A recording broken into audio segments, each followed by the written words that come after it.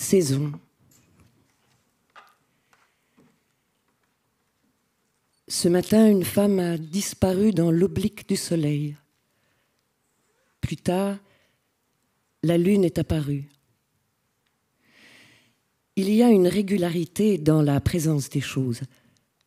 La sainte floraison du printemps, mais l'absence de volonté dans ce morceau de bois est incertaine. Un chevreuil face au phare d'une voiture est un rappel de l'existence. L'être est invisible au sens. Pourquoi ceux-ci sont-ils donc exclus de la promesse de la pensée? En sont-ils bien exclus? Adhérer à sa propre peau, est-ce là le seul principe de la vie? Des ondulations s'opposent à la surface confuse du corps, là où la mort est structurelle. Quand la sécheresse atteint la vallée, les contes remplacent la rivière. Ce n'est pas la terre qui est en expansion, mais le pouvoir, et il arrive qu'il se déchaîne. En se consumant, il consumera cette planète turbulente jusqu'au volcan. Laissons-nous, en quittant notre chambre, une forme privée de corps, d'esprit? L'esprit serait-il plus omniprésent que la chair? Si oui, ils ne sont pas homogènes mais étrangers, quoique interdépendants. Peut-on se fier à la réalité? Il y a des trous dans lesquels on tombe pour mourir ou commencer à vivre. Écriture, empreinte du corps sur le sable mouillé. Le printemps est un élément de la pensée, outil perfectionné. La poésie est une affaire de vitesse et de temps. De vitesse et de temps. Pour les insomniaques, l'esprit, lorsque tout le reste se trouve exclu, s'invente des jeux. Le langage se révèle alors des nuits durant notre essence. Dans nos rêves, nous volons à la vitesse de la pensée et nous en sommes bien contents. Le temps défile de droite à gauche, les planètes empiètent sur le ciel. Une pluie de jonquilles soulage la sécheresse. Un fantôme passe de pièce en pièce, les cœurs battent, les bruits glissent le long des murs, comme la lumière se transmet de sa source à cet environnement. Une femme se rend à la colline et y attend, debout. La non-visibilité l'enveloppe totalement. Mais ces nuages, ces feuilles mortes appartiennent eux aussi à l'histoire, comme vous et moi. Les avions survolent Paris quand le ciel est haut. Les nuages s'obscurcissent lorsqu'une guerre s'annonce à l'horizon. Les vents apportent la mélancolie ainsi qu'un peu de pluie, qu'un peu de mise en garde, la pluie. Elle tombe à peine, assez pourtant pour que le chagrin s'installe après le départ de la douleur. Une tempête de neige tombe alors sur deux amants.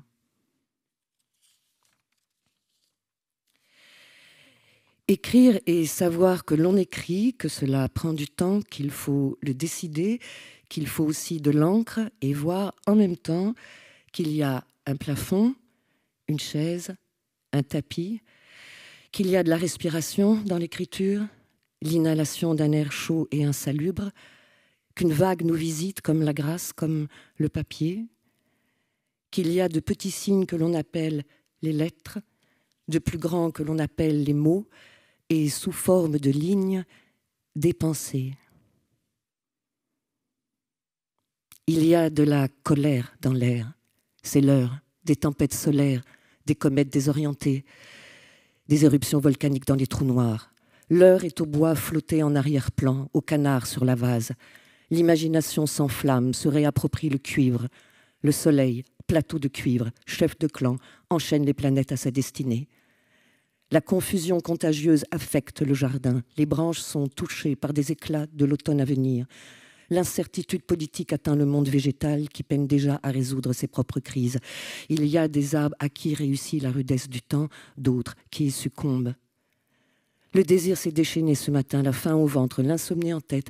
Qu'est-ce qui a plus de réalité, le passé ou le futur? Et que dire du soleil meurtrier qui oblitère le ciel, trop puissant pour jeter des ombres? À quoi ressemble le monde vu d'un drame shakespearien? À une courbe, à une forêt, à une pagaille. Des torrents de mots s'échangent à mesure que croît la solitude qui traîne le mois dans l'évanescence. Le tonnerre menace, le temps amène des tropiques en Europe. La lune se voit demander d'ajouter encore un été à un été. Difficile de voir plus loin. Mer. La mer, rien d'autre. Murs fissurés, mer, rouleau, huile, transparence, la mer. Mer immense et agitée. Les vagues s'élancent prêtes à se battre. Dans la mythologie de chacun, des arbres s'immiscent, s'étendent et leur ombre grandit. Une vague, une ouverture. Un cheval arrive, se soumet, se noie, ciel strié de sang. Qu'est-ce que le ciel ? Gravir des montagnes pour contempler les nuages. L'eau sur l'eau réfléchit les mécanismes de la mémoire.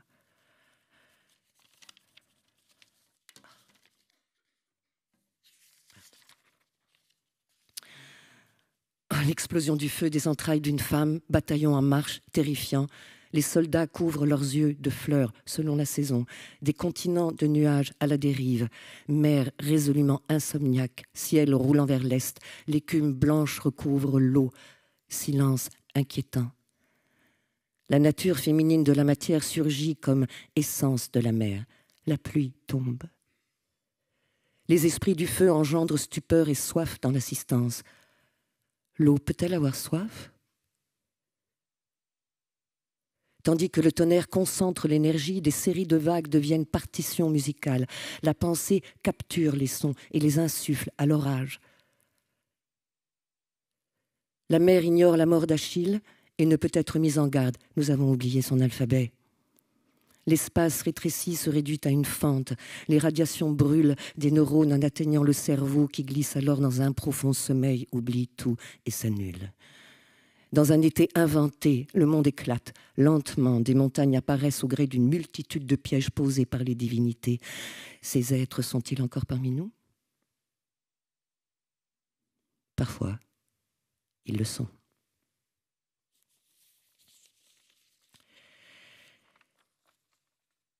Et que dire de l'élan irrépressible de cette entité prodigieuse dans laquelle un nombre incalculable de bulles liées indéfectiblement prononcent l'éloge funèbre de l'infiniment petit et créent alors la forme la plus exaspérante d'un infini insaisissable.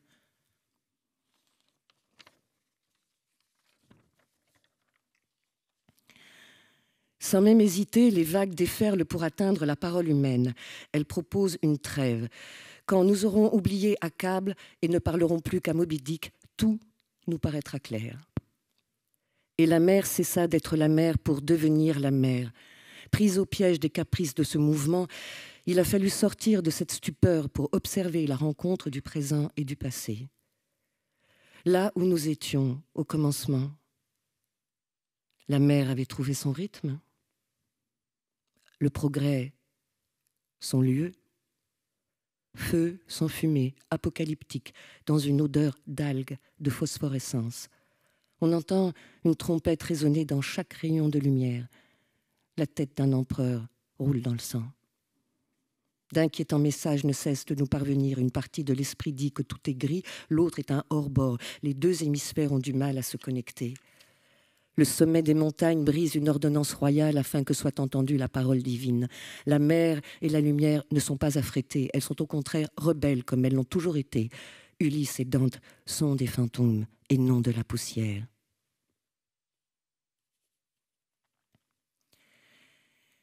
Les serpents ouvrent la voie à la mort. L'hiver nous dit que la mer est haute, elle respire. Mon cœur défaille. Dans ce silence, les hémisphères du cerveau perçoivent des lumières différentes. Que signifie appartenir à une terre ? Pour ceux d'entre nous qui vivent loin de leur histoire personnelle, la question jamais ne cicatrise. Le projet du brouillard est de vider la réalité de sa substance. Les montagnes occupent par mégarde notre pleine conscience. La mer au loin se retire. Résurrection n'est pas forcément synonyme de paradis. Là, près du Night Palace retrouvé, on entend la corne de brume. L'orage a repris. Un train sort de son tunnel et pénètre le ventre d'une femme à travers une rangée d'arbres d'automne. Les vieux noyés américains se changent en esprits indiens. L'amour nous précède à la tombe, ou nous y rejoint. Un ruisseau. La mélancolie de la saison creuse des trous à l'intérieur de l'âme. Parfois, les souvenirs d'une plage du Pacifique pèsent aussi lourd qu'une orque. La pensée s'agite sur son horizon, nourrie de son propre combustible. Elle oscille en attrait pour le monde et ses propres lois. Faire un avec l'un. Un afflux d'oiseaux survole le fleuve. D'incurables énergies nous submergent. Peau, langage, passion sont sans issue. Le déclin de l'être adviendra-t-il dans cet univers ou dans un autre? Écrire est une activité qui confronte les images aux idées qui tentent de les démêler. Mais lorsque les feux commencent à engloutir des régions entières de Californie, paralysie. Près de 400 planètes tournent autour d'étoiles hors du système solaire. Il y a aussi des zones intermédiaires, des gouffres où la vie palpite, comme dans cette pièce. Ce brouillard. Les pensées ont une couleur. Les bleus, le blues, les méditations couleur rouille du soleil couchant, les nombres aux nuances jaunes. Elles ont aussi un parfum, une perte. Nous vivons au milieu d'appréhension. La campagne est en feu et les ombres volontairement transparentes. Un climat fade affecte le cœur. On espère entendre les nuages au-dessus des collines de San Francisco, leurs pas précis. S'il ne pleut pas sur la lune, comment vont-ils planter des fleurs? Merci infiniment Nathalie Richard pour cette lecture qui a invoqué la présence d'Etel Adnan parmi nous. Vous venez d'entendre des extraits de l'anthologie « Le destin va ramener les étés des ombres » qui est publiée aux éditions Point, dont vous avez fait la préface, Hans-Ulrich Obrist. Vous êtes aujourd'hui avec nous, vous avez très bien connu Etel Adnan et vous allez partager avec nous quelques moments précieux que vous avez, vous, partagés avec elle. Autour de ce plateau également, Jean Frémont.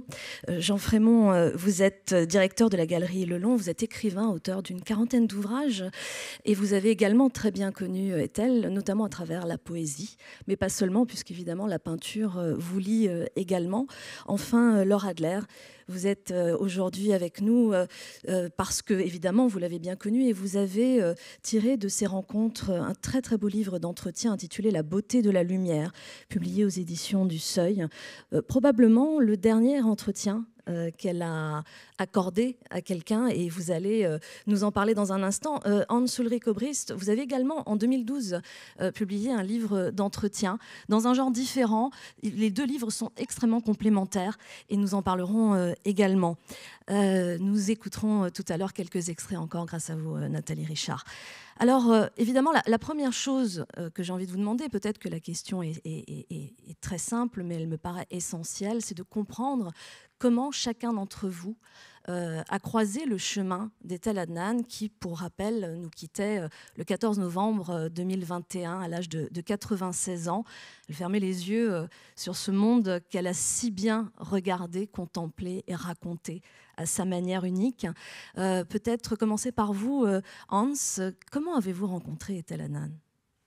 Oui, tout d'abord, encore mes remerciements pour cette lecture très, très émouvante. Et oui, c'était il y a une quinzaine d'années. J'ai vu un Leporello de Etel C'était à Dubaï et dans une exposition de groupe. Et je ne connaissais pas le travail. C'est un Leporello extraordinaire où il y a signes, il y a poésie, il y a dessin.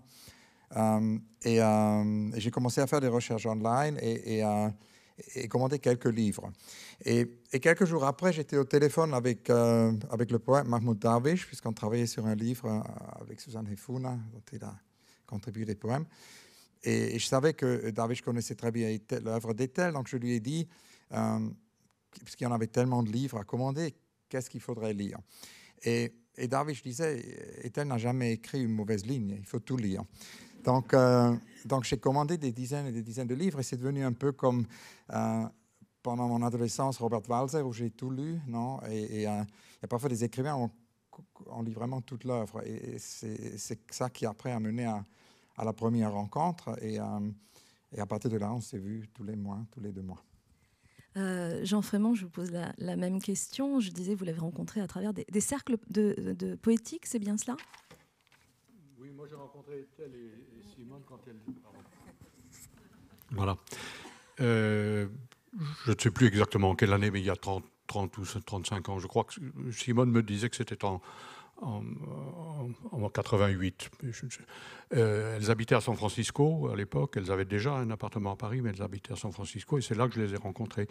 On avait déjà au fond pas mal d'amis communs parmi les poètes américains de San Francisco ou de New York. Donc voilà, c'est comme... Et ensuite on se voyait régulièrement à Paris ou ailleurs. Enfin, c'est le goût de la poésie qui a généré cette amitié? Oui, en ce qui me concerne, oui, c'est par ce biais que je l'ai rencontré. Je connaissais son travail, mais j'ai jamais plastique. Mais à l'époque, j'ai jamais pensé que je pouvais faire quoi que ce soit pour elle sur ce plan-là. Donc j'en suis évidemment pas du tout responsable. J'ai pris ça en charge après parce que j'avais les instruments nécessaires pour que ça se développe au mieux pour elle. Mais je ne peux en rien m'attribuer la découverte. Enfin, vous, Laure Adler, vous racontez que, je crois, vous l'avez rencontré dans des circonstances, somme toute, vous dites-vous, assez banales, une soirée un peu mondaine, et vous avez vu cette... Le micro. Enfin, oui, c'est moins banal que ça en a l'air, parce qu'en fait, c'était, Hans Ulrich était là, c'était en fait un week-end entier qu'avaient organisé Jean-Paul Capitani et Françoise Nyssen, d'Actes Sud à Arles, parce qu'ils voulaient construire ce qu'ils appelaient à l'époque l'école des possibles. À la suite de la mort de leur fils, ils avaient décidé de projeter leur avenir vers une école qui serait pour des enfants qui ne s'adapteraient jamais à l'école. Et Hans Ulrich, tu étais là. Il y avait aussi beaucoup de pédagogues, il y avait quelques artistes, il y avait Adèle Abdemessed et il y avait Ethel avec Simone. Et effectivement, c'est la première fois que j'ai rencontré Ethel. Et Ethel, je ne sais pas si tu te souviens, Hans Ulrich, il y avait une grande soirée, effectivement un peu mondaine, dans un restaurant très chic aux environs d'Arles. Et Ethel était de côté. Elle était à part, elle regardait la cheminée, elle regardait le feu. Elle ne se mêlait pas aux conversations. Alors évidemment, on a envie de se rapprocher de quelqu'un qui ne se mêle pas, comme ça, de ses mondanités. Et une fois qu'on a rencontré Ethel, on a rencontré quelqu'un qu'on a envie de revoir. C'est quelque chose d'addictif. Il y a des personnes qui sont addictes à l'alcool, à la drogue. Moi, je suis devenue addict à Ethel. Mais je pense que tous les trois, on ressent la même chose. C'est-à-dire que quand on avait rendez-vous avec Ethel, on avait envie d'avoir le nouveau rendez-vous. Dès qu'on sortait de chez Ethel, on avait envie de se reprojeter dans le prochain rendez-vous. Oui, c'est totalement vrai, ça n'a jamais arrêté en fait. C'était une conversation infinie, non? Et surtout, ça donnait énormément d'espoir.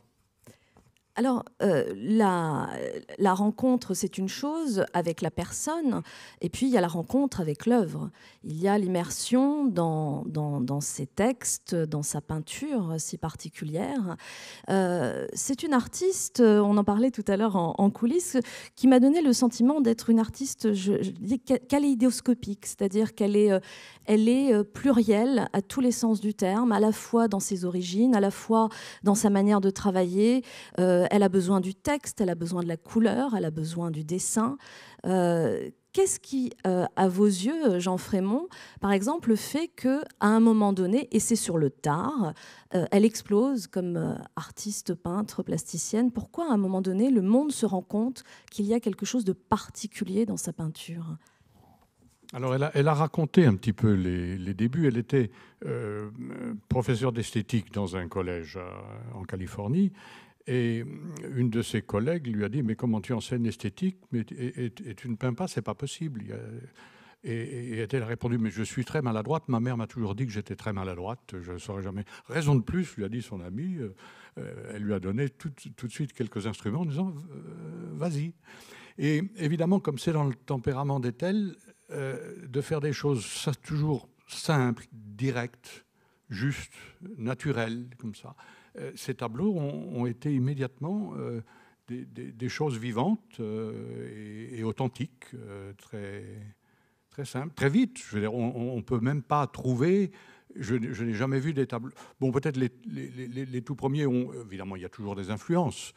Et en l'occurrence, là, les influences viennent sans doute de Nicolas de Staël, voilà, de choses comme ça qu'elle aimait. Elle aimait beaucoup Klee, elle aimait Kandinsky, qu'elle avait découvert au MoMA, au Guggenheim à New York.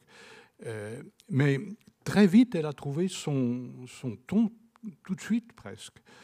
Et ce qui est frappant chez quelqu'un, vous parliez tout à l'heure, et on aura certainement l'occasion d'en reparler aussi parce que ça traverse l'écriture, c'est quelqu'un qui est issu de cultures différentes, qui parlait plusieurs langues, qui a vécu dans de nombreux pays. Mais néanmoins, je crois que c'est un peintre américain. Ces tableaux sont rarement grands, ils sont la plupart du temps petits, mais l'espace qu'il porte est un espace ample. Et c'est l'espace américain. Même quand elle peignait à Paris, elle est restée dans le... Vous dites également, j'ai lu, vous avez écrit un texte dans lequel vous dites dans ces tableaux sont souvent de petite taille, mais ils ne sont en rien des miniatures, pas le moindre bavardage. Chacun ne dit qu'une chose à la fois, comme un haïku ou un sonnet. Mm-hmm. Alors, vous parliez d'amplitude, mais aussi elle est percutante. Oui, c'est ça, c'est un concentré, c'est une chose. Et elle faisait en général les tableaux en une fois, d'une venée comme ça, en une matinée ou en une heure, enfin, et sans retouche, sans reprise, sans remords, sans cette... les peintres savent ça, les peintres qui cherchent toujours à faire mieux, à aboutir, à faire quelque chose de plus poignant, de plus fort, ils ont tendance à fatiguer leur tableau, à éventuellement le détruire en essayant de faire mieux. Ethel savait absolument s'en tenir à l'essentiel et jamais aller trop loin. Je retiens le sans remords et je me tourne vers vous, Laure Adler, parce que vous l'avez interrogée sur sa vie, sur l'époque qu'elle a traversée, dans laquelle elle a été une femme extrêmement libre, à un moment où ça n'était pas forcément facile de l'être. Et le fait qu'elle peigne sans remords, comme vous dites, Jean Frémont, me fait penser qu'elle peint un peu comme elle a vécu, n'est-ce pas ? Je ne sais pas, c'est Jean qui est le spécialiste. Ce que je sais, c'est que j'ai eu la chance de voir à plusieurs reprises Ethel qui m'a invitée. Elle n'avait pas d'atelier. En plus, c'est quand même quelque chose d'extraordinaire. Elle vivait dans un appartement à Paris et il y avait une pièce qui n'était pas très grande et où elle travaillait. Mais elle n'avait pas un grand atelier, elle n'avait pas des grands espaces, elle n'avait pas des grands volumes, elle n'avait pas une lumière particulière. Elle avait une petite table, la moitié de celle-là. Et donc, j'ai eu la chance à plusieurs reprises où elle m'a dit viens avec moi, je suis en train de travailler. Et donc, ce que vient de dire Jean est à ce point rigoureux que je pense qu'elle avait, en tout cas à la fin de sa vie, une espèce de double appartenance à la peinture, il me semble. C'est à la fois la justesse et la simplicité. Et pour elle, la voir travailler, mais c'était saisissant. Moi, j'avais des frissons partout. J'avais l'impression que j'allais tomber dans les pommes, tellement c'était hallucinant, parce qu'elle allait à toute vitesse. Mais la regarder, c'était très, très étonnant, un peu comme ce qui reste de Picasso en train de dessiner là, cette fameuse archive de Picasso. Et elle disait, alors elle ne prononçait pas un mot, mais après elle me disait, mais c'est extrêmement simple, mais je ne réfléchis à rien. C'est comme ça. C'est-à-dire qu'il y avait un caractère. Alors pour moi, est-elle et tout ce que vous avez dit, mais c'est surtout une philosophe. C'est une philosophe de l'instantanéité du temps, une philosophe de la joie de vivre, une philosophe de l'acceptation de l'infini qui est soi. Et tout ça, elle l'avait dans la tête. Aussi bien quand elle faisait de la poésie, comme on vient de l'entendre grâce à Nathalie, aussi bien quand elle faisait de la calligraphie, aussi bien quand elle faisait des textes, que quand elle faisait des... Je ne sais même pas comment dire, ce n'est pas des compositions. Elle décrivait ce qu'elle voyait. Mais ce qu'elle voyait, elle me disait, ça c'est un pot de yaourt. Ben, c'est très beau un pot de yaourt. Alors, vous parlez de cet élan, de ce jaillissement créatif sans se poser de questions. Et simultanément, Hans Ulrich Obrist, on l'a entendu aussi dans sa poésie, elle est aussi contemplative. Est-ce que justement, ça n'est pas ça qui lui permet, au moment où elle rentre en action, elle a d'une certaine façon, elle a laissé infuser en elle ce qu'elle a contemplé, et ensuite il y a un élan créatif qui advient d'une certaine façon.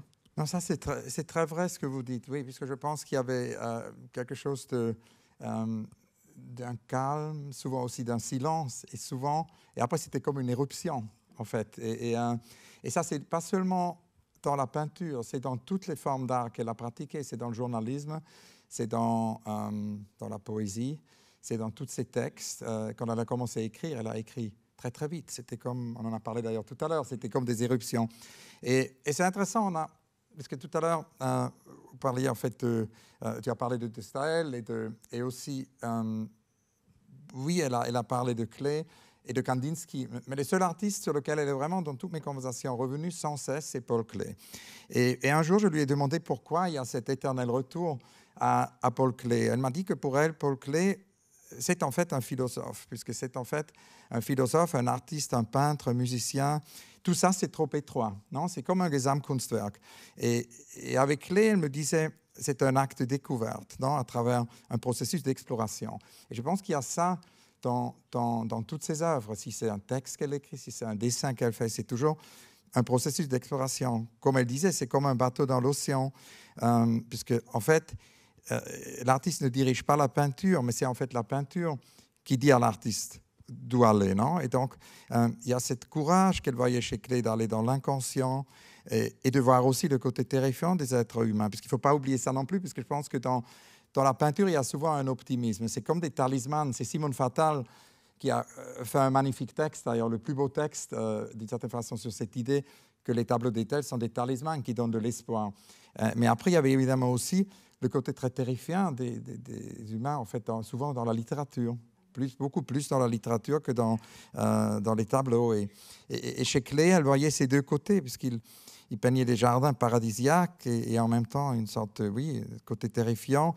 Et il nous montrait d'une certaine façon que the mind, non, que notre esprit peut aller dans toutes les directions. Et je pense que c'était ça et tel. On avait toujours l'impression, en sa présence, non, que son esprit pouvait aller dans toutes les directions. Elle a un rapport extrêmement puissant à la nature, tellement puissant que dans vos entretiens, Laure, à un moment, elle dit qu'elle est amie avec une montagne. Il y a quelque chose de, j'allais dire presque chamanique dans son rapport à la nature, mais elle dit à un moment, j'ai pris l'habitude de parler à autre chose qu'à des personnes dans mon enfance.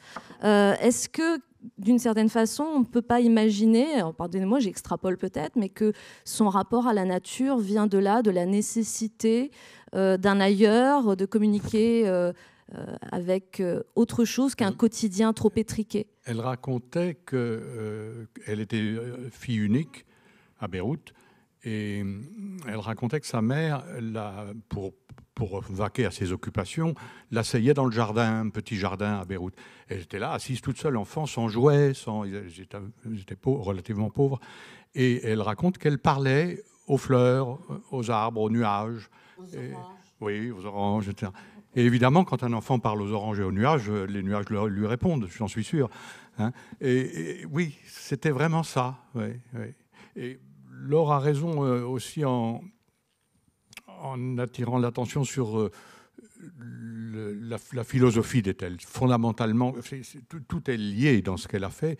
Mais moi, je me souviens d'une des dernières fois où je l'ai vue, un matin, et elle me dit « j'ai pas dormi de la nuit, j'ai mal dormi ». Mais je réfléchissais à Nietzsche. Voilà. Je réfléchissais à Nietzsche. Et, naturellement. Hein. Oui, très comme ça. Oui.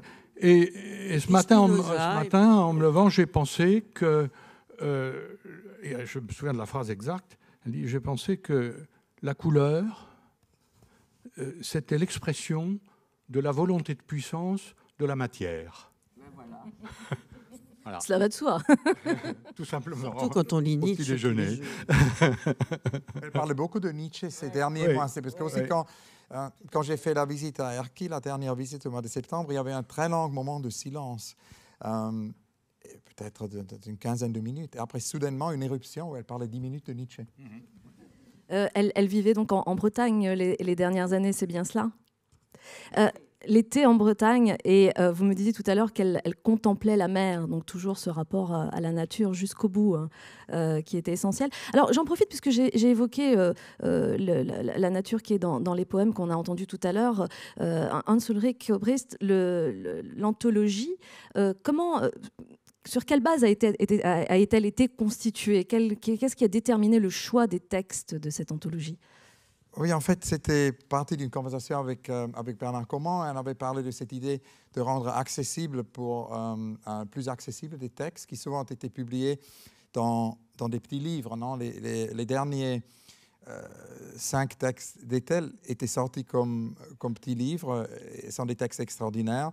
Et l'idée, c'était de faire un recueil, de les mettre pour la première fois ensemble. Et l'idée, d'ailleurs aussi le titre, sont vraiment nés avec Simone Fattal et avec Ethel à Erquy le 1er septembre, puisque Bernard me disait qu'il fallait vraiment se dépêcher avec le livre, puisqu'il voulait le sortir. Donc j'ai dit à Ethel et Simone qu'il faudrait qu'on fasse la décision. Et de nouveau, c'était ça qui était extraordinaire dans la collaboration avec Ethel, qui avait cette extraordinaire clarté. Non, elle savait exactement ce qu'elle voulait, et elle voulait toujours ces 5 textes dans un volume. Et ce qui était extraordinaire, c'est pendant qu'on travaillait sur ça, c'était très rapide, en 3 minutes, tout a été décidé. Elle m'a montré en fait ce qu'elle faisait en termes de dessin et de leporello et de peinture. Et là, ça retourne vraiment au début, puisqu'on en a parlé tout à l'heure, qu'en fait, le commencement, vous avez évoqué cette chose qu'en fait, le commencement, c'était une fenêtre, non ? Et c'était les arbres. Alors, on l'a dit en coulisses, mais on ne l'a pas dit sur scène, qu'effectivement, la première fois qu'elle a une révélation, vous lui demandez quand est-ce qu'elle a une révélation pour la peinture, et elle dit qu'elle a vu des arbres à travers une fenêtre à l'université, et que c'est là que tout d'un coup, le besoin de dessiner arrive. Et elle est réarrivée à ça complètement à la fin de sa vie, puisqu'à Erquy, il y avait cette très grande fenêtre sur la mer, et elle dessinait vraiment tout l'été. Et elle ne voulait d'ailleurs pas rentrer à Paris fin août, donc elle est restée jusqu'au mois d'octobre. Elle dessinait tout l'été ce qu'elle voyait. C'est un peu comme Lucien Hervé a une fois fait cette série de photos à Paris, Paris vu par la fenêtre, non, vous ne quittez pas l'appartement.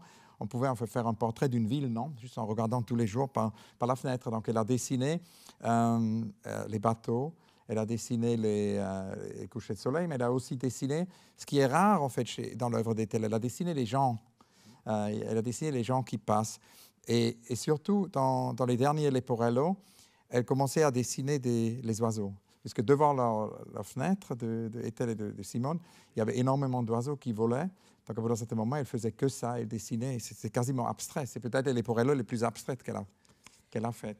Avant d'entendre à nouveau quelques extraits de l'anthologie, Jean Frémont, est-ce que vous savez vous qui la connaissez à la fois aussi à travers la poésie et la peinture, qu'est-ce qui faisait qu'elle avait besoin de ces deux formes d'expression? Est-ce qu'elles étaient complémentaires ou est-ce qu'elles appartenaient d'une certaine façon à deux mondes différents qui se retrouvaient dans les Leporello pour le coup? Je ne sais pas si c'est des mondes différents. C'était elle dans toute... voilà, elle était au naturel dans les deux cas et dans d'autres situations. Elle a écrit pour le théâtre, ce qui était aussi tout à fait autre chose. Elle a collaboré avec des compositeurs. Elle était capable de tout. Chansons, même. Elle a écrit des chansons. Elle était capable de tout. Oui, oui, absolument. Puis elle a fait des... Hans Ulrich nous disait tout à l'heure qu'elle regrettait de ne pas avoir été architecte. Elle aurait certainement été un grand architecte aussi. Il y a des gens... Il y a des gens formidables qui sont capables de tout avec justesse, comme ça. Oui. Hans, pourquoi regrettait-elle de ne pas avoir... Elle vous a expliqué qu'est-ce qu'elle aimait dans l'architecture? Oui, parce qu'un jour, elle m'a dit, comme tu dis exactement, elle m'a dit qu'en fait, toutes ces différentes activités, c'est comme des chambres dans une maison. Non? Une chambre pour le journalisme, une chambre pour la... Parce qu'elle faisait du journalisme au Liban, c'est très important. Il y a un recueil de son journalisme politique, très, très politique. Il y a ses écrits, différents écrits. Il y a une chambre pour la poésie, une chambre pour le dessin, les films. Elle est une cinéaste extraordinaire. Elle a fait des dizaines de films. D'ailleurs, été récemment montré dans sa rétrospective au Guggenheim. Elle les avait aussi montré à la Serpentine. Et après, elle m'a dit, en fait, cette maison, elle aimerait bien la dessiner.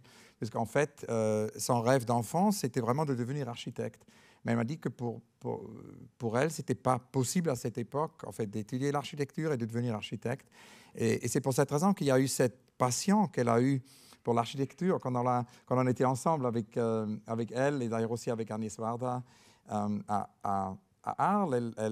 Elle parlait beaucoup de Zaha Hadid, elle parlait beaucoup de Franck Gehry par rapport au projet de Meyerhofen, elle parlait beaucoup des architectes, elle avait une grande fascination, elle faisait d'ailleurs à Paris. Et elle travaillait beaucoup avec Ala Wardé aussi. Avec Ala Wardé, elle a fait le pavillon, oui, ouais. et Ala est avec magnifique installation dans le pavillon pour la dernière biennale d'architecture.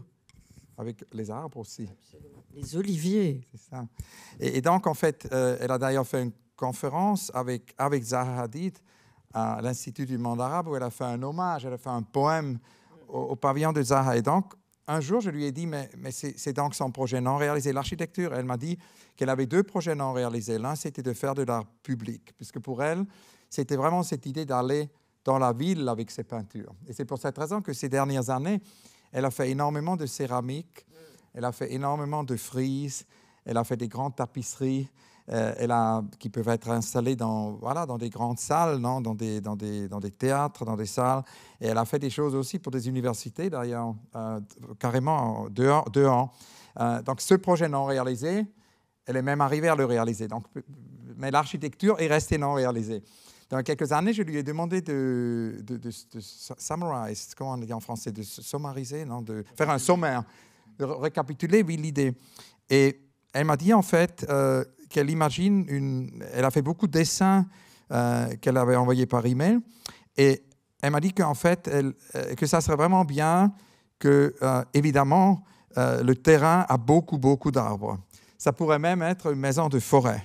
Elle rêvait d'une maison dans une forêt. Elle voulait que les murs étaient en briques et aussi en verre.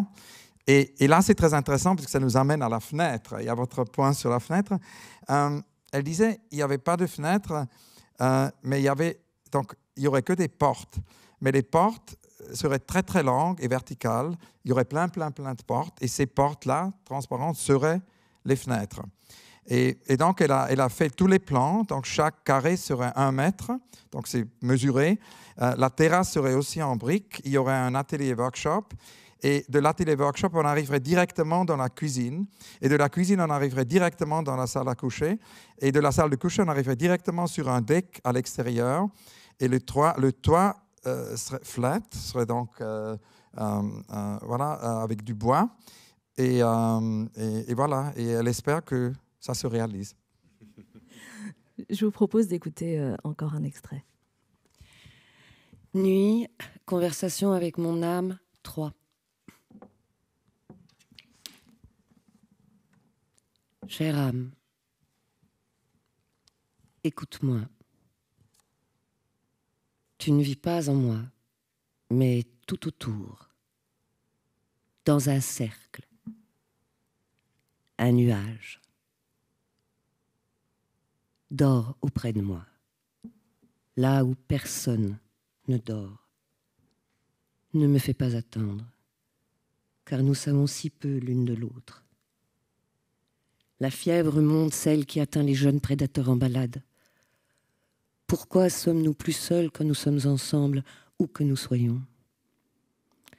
Rechercherons-nous alors les franges tremblantes de l'amour? Ou bien nous assiérons-nous à l'ombre d'une pyramide quelque part au Mexique?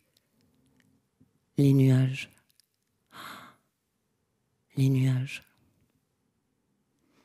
Des rideaux tombent sur des femmes endormies, dessinent des lignes sur la table.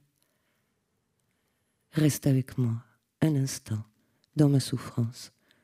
Ma folie ne dissipe pas le brouillard de mon esprit. Le langage est le produit de la peur, en titre guerre. Ne crie pas. La terreur est une étrangère. Là, tout près, est un lopin de terre insolite, un domaine dans lequel je trouve des miettes de mon être. Surgir. À un certain moment, nous serons debout, remuerons, nous en irons, ne reviendrons pas. Le temps continue sa course frénétique, se rappelant qu'il était autrefois une divinité. Au moins savait-il alors ce qu'il était. Nous prétendons mesurer l'invisible et l'inconnu. Tout cela n'est peut-être qu'un divertissement. Mieux vaut clamer son ignorance avec fierté. Nous avons besoin de la fierté de ne pas savoir, un moment de répit. Un poids est tombé sur ma maison, il a épargné les pommiers du jardin.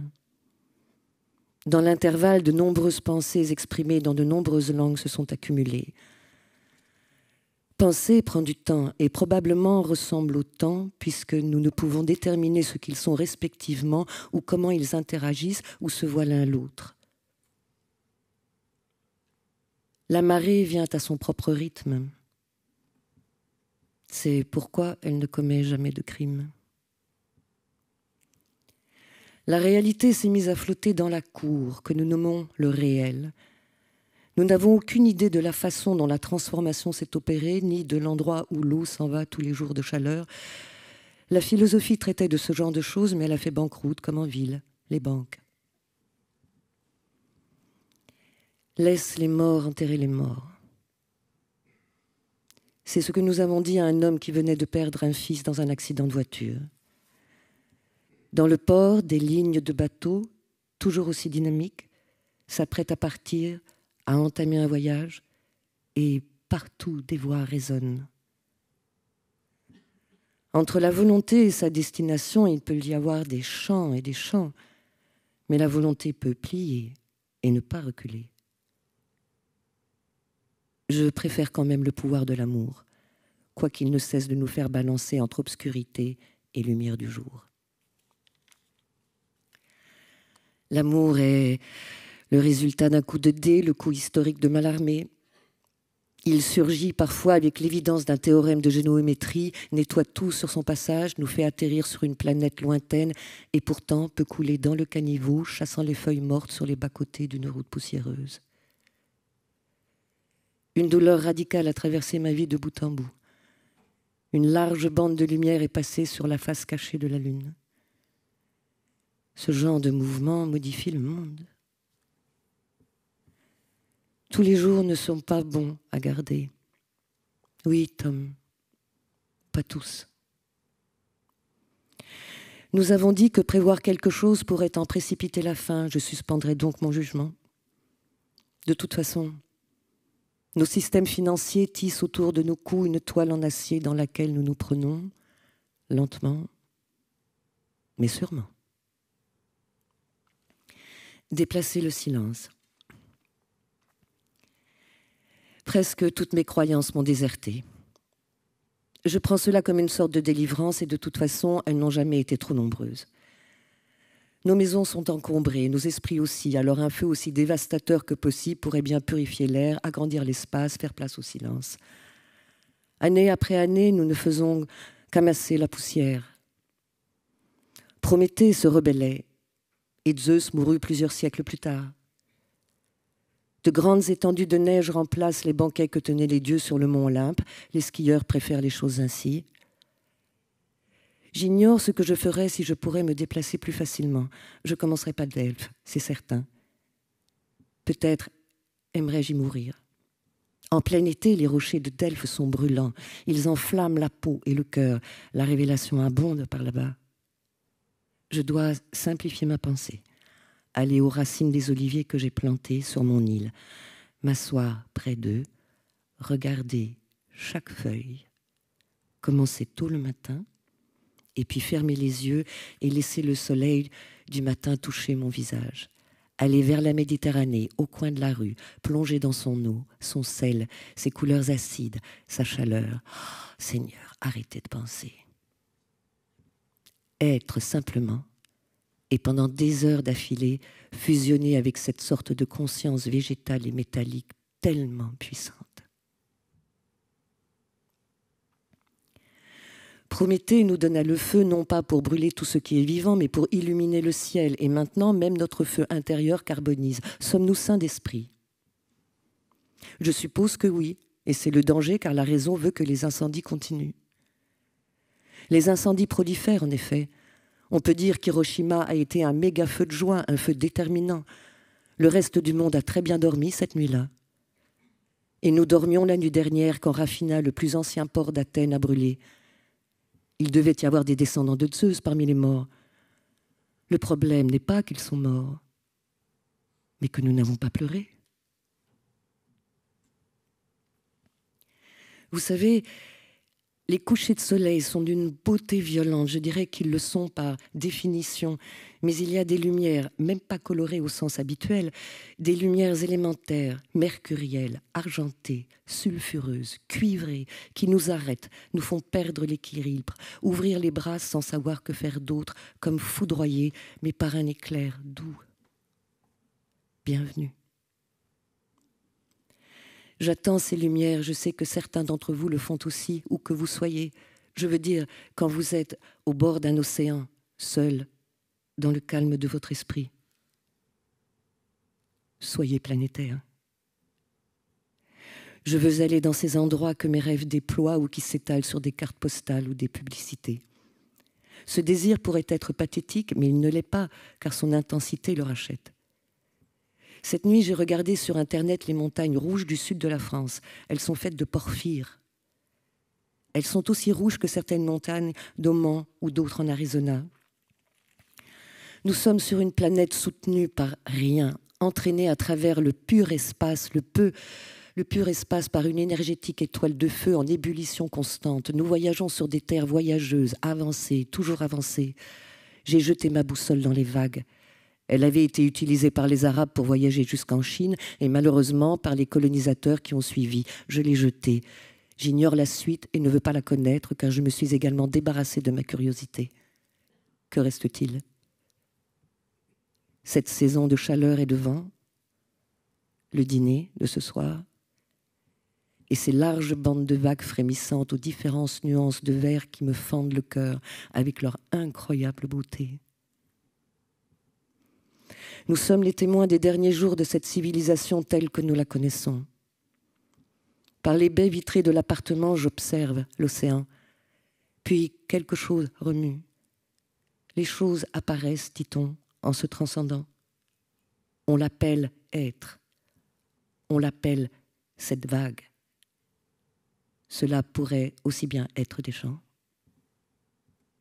Je n'ai pas dormi la nuit dernière. En ce moment, l'océan est une feuille métallique étalée d'est en ouest. La réverbération me fait mal aux yeux, mais je suis heureuse.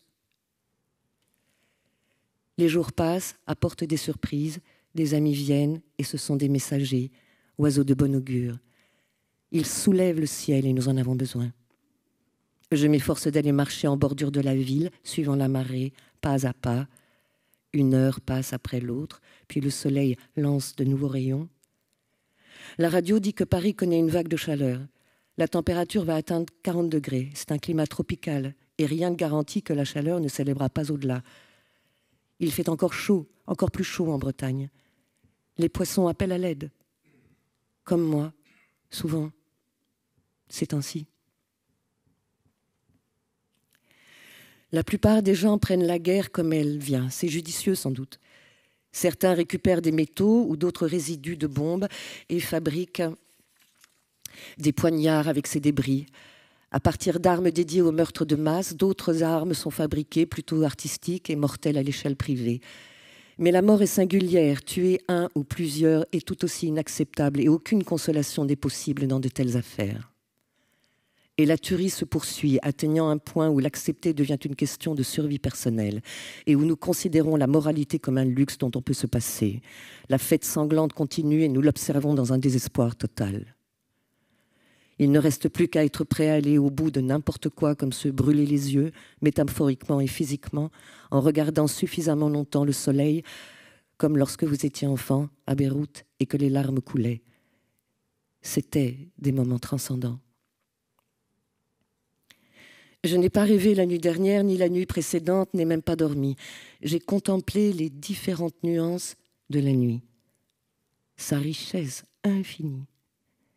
De temps en temps, il y avait des sons, la musique même de la nuit, éparse. Il y avait une certaine visibilité, mais aucun objet particulier ne venait au premier plan. Je pouvais sentir les vagues, je percevais l'éclat particulier de l'obscurité. Il y avait aussi une épaisseur dans l'air. Des courants doux traversaient cet air, coulant à peine sur mes mains. Je sentais aussi que mon propre corps semblait flotter plus que le reste. Des débuts de vision, plus que d'idées, ont commencé à me traverser l'esprit. Toutes les nuances des ténèbres, au-delà de la couleur noire, occupaient l'espace. La nuit a continué, se répétant. J'ai ramassé un ruban tombé d'un emballage et quelque chose m'a dit que je tenais dans ma main le fil d'Ariane. Et me voilà sur le chemin du Minotaure, morte de peur mais attirée comme par un aimant. La peur elle-même a un pouvoir envoûtant. Le labyrinthe se trouve en Crète, là où il a toujours été. Des glissements de terrain se sont produits aux alentours, mais le modèle sacré a tenu. Archéologue, j'aurais découvert un collier d'or pur et me serais demandé à qui il avait appartenu, pas forcément à une femme. Je suis de passage sur la planète Terre, elle-même passagère. L'Empire s'est effondré comme un château de cartes et nous avons récupéré des souvenirs qui mourront avec nous ou survivront pour un temps. Mais tout ne dure qu'un temps, probablement l'éternité elle-même. Le brouillard me rapproche de ce que j'appelle mon âme. Il y a une affinité entre ces brumes assombrissantes et mon état d'esprit. Un mouvement de l'un à l'autre dans les deux sens, probablement même un échange de substances, un mystère que je peux approcher, entendre, bien qu'il soit principalement fait de silence. Le brouillard est la résolution de la divinité, le domaine des dieux grecs, leur résidence, car ils ne sont pas morts. J'entends le brouillard comme le bruissement des feuilles d'une forêt. Je le vois gonfler. Comme il est ensorcelé, je le vois glisser sur la terre tel un guerrier divin.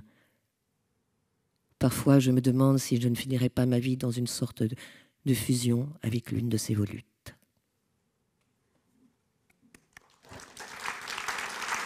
Merci beaucoup, Nathalie.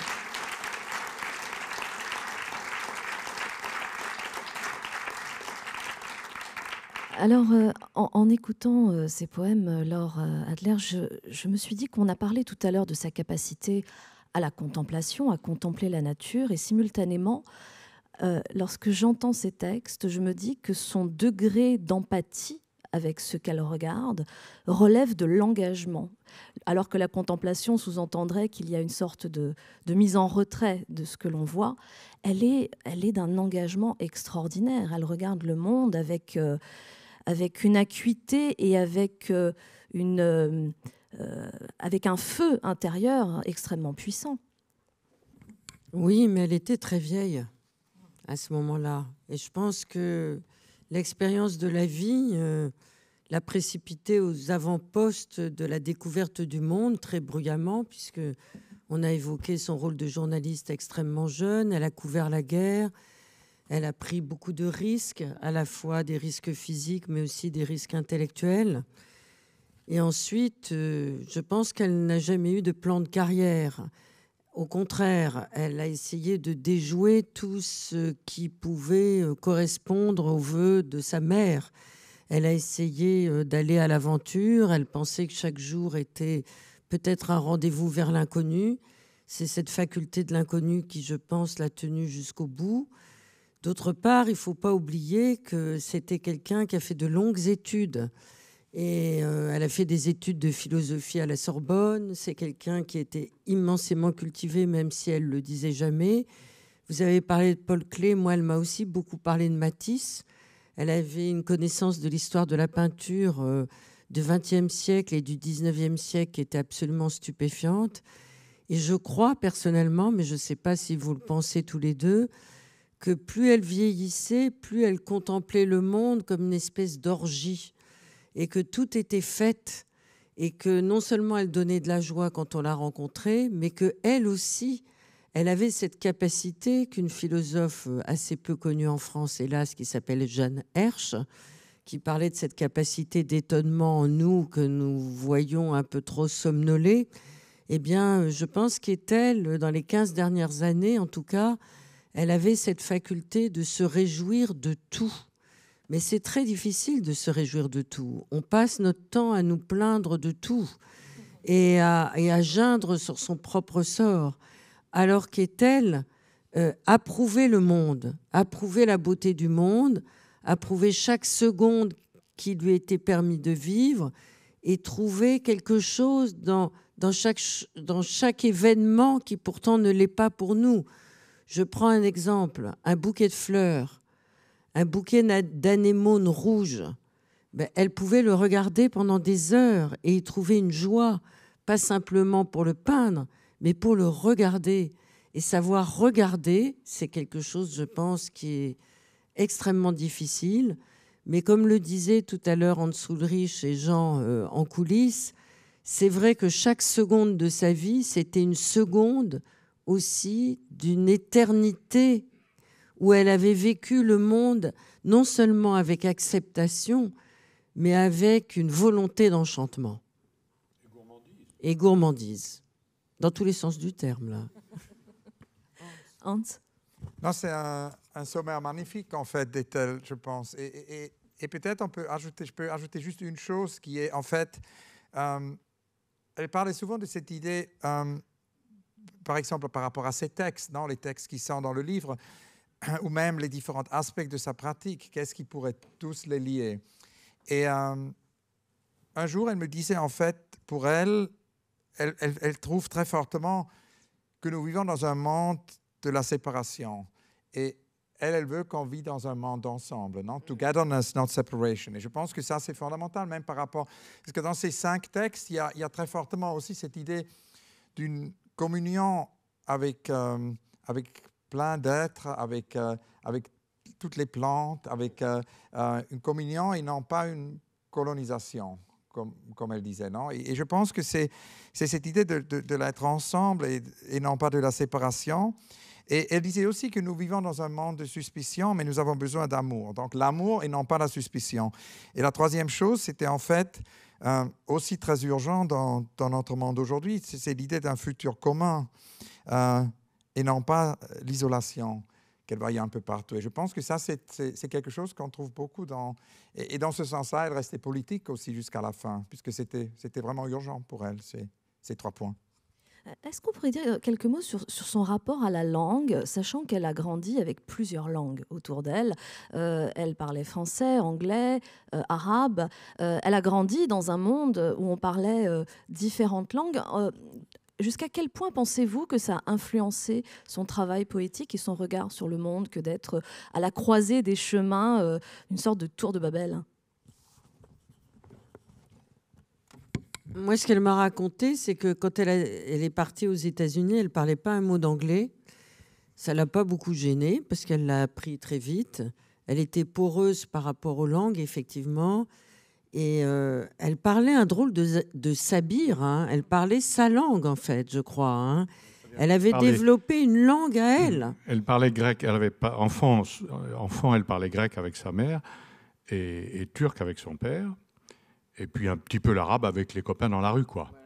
Et puis elle a tout de suite été, à l'âge de 6 ans, à l'école française. Donc là, le français a pris le pas. Elle connaissait par cœur la poésie française. Voilà, elle parlait, donc elle faisait ses études primaires en français et elle parlait français au point que ça avait contaminé un peu la conversation en famille. Son père et sa mère parlaient français tous les deux, pas très bien, mais assez bien quand même. Et au fond, le français était devenu un peu la langue commune dans la famille. Et puis... ensuite, en effet, elle est partie aux États-Unis. Elle dit qu'elle a appris l'anglais en regardant le baseball à la télévision. Absolument.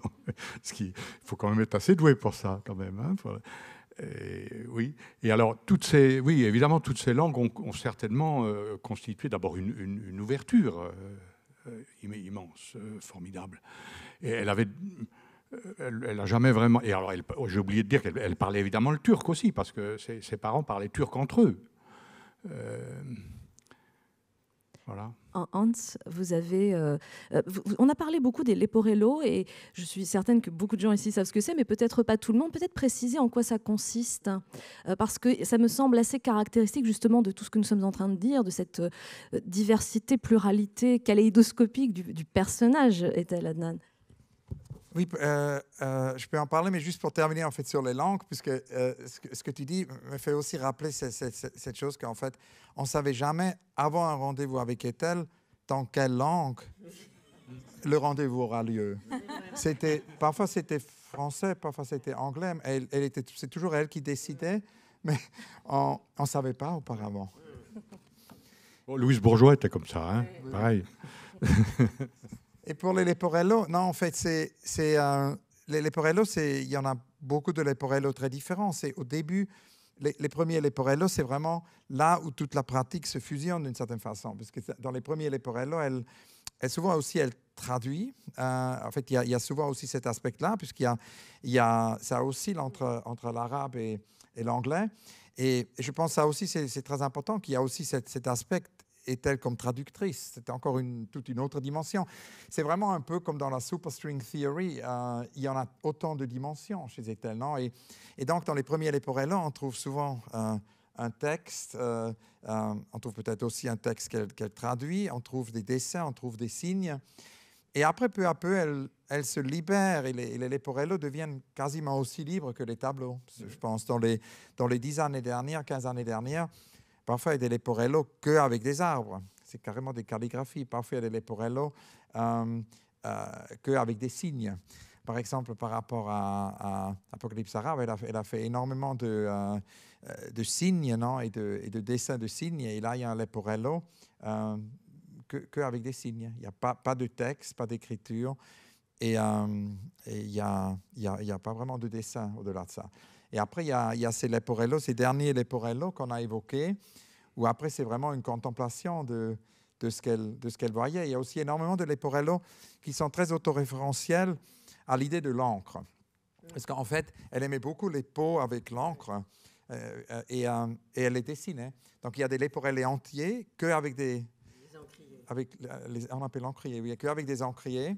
Et souvent, c'est sur l'écriture à main. Elle était très convaincue qu'il ne fallait pas que ça disparaisse, puisque, comme disait Umberto Eco, non, il y a un risque que l'écriture à main disparaisse, un risque que les encriers disparaissent. Et elle voulait les montrer, elle voulait que ça reste, que ça continue à vivre.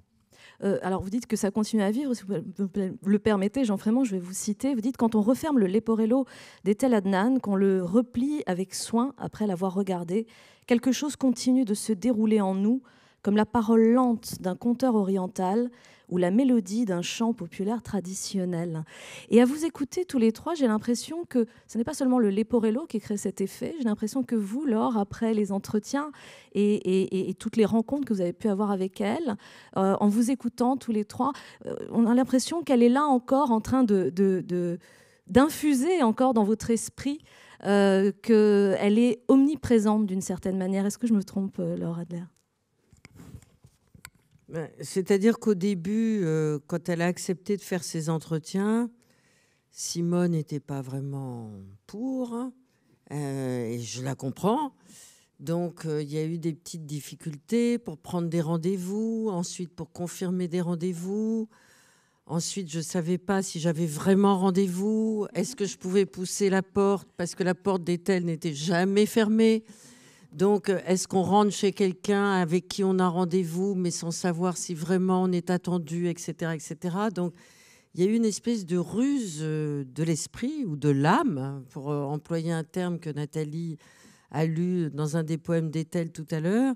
Et puis, petit à petit, il n'y a plus de rendez-vous, mais c'était porte ouverte. Et c'était porte ouverte absolument quand je voulais. De toutes les façons, je m'installais et puis elle parlait ou elle parlait pas. Mais il y avait toujours un moment où elle parlait. Il y avait beaucoup de silence. Ça, je pense que Hans Ulrich a raison de souligner que la conversation avec Etel, c'était d'abord ne pas trouer le temps, attendre. Et pour elle, attendre, c'était aussi important que de parler, attendre qu'elle parle. Parce que, enfin, c'est ridicule ce que je vais dire, mais je le pense, il y avait quelque chose presque comme d'un oracle à la fin de sa vie quand elle parlait. Il y avait quelque chose qui était sidérant, sidérant.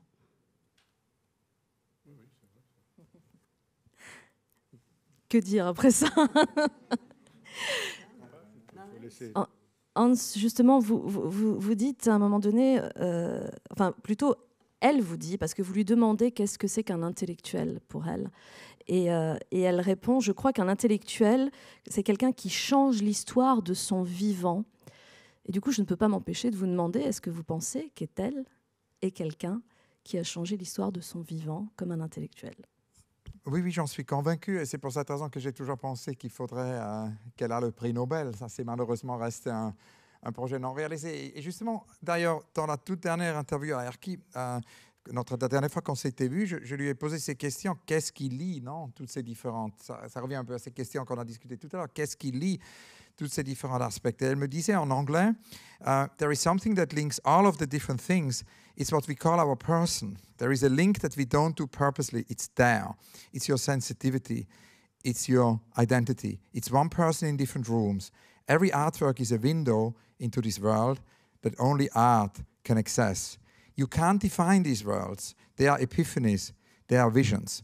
Donc, elle disait d'une certaine façon, ce qui lie, non, toutes ces différentes choses, c'est en fait notre personne. C'est un lien que nous ne faisons pas purposely, ça veut dire avec...